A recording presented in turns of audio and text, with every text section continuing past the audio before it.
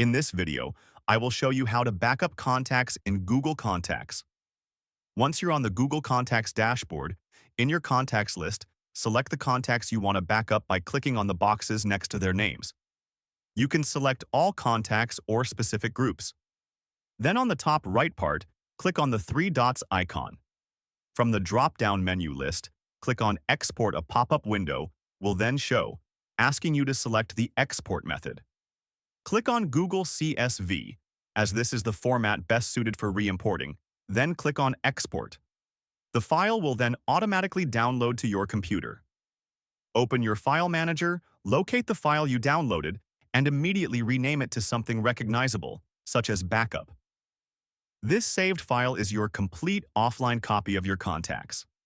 Should you ever accidentally delete contacts, you can easily restore them to import it back.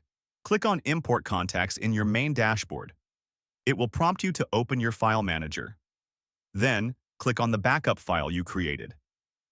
A pop-up will then show for confirmation. Just confirm the action, and the contacts will automatically import back into your account.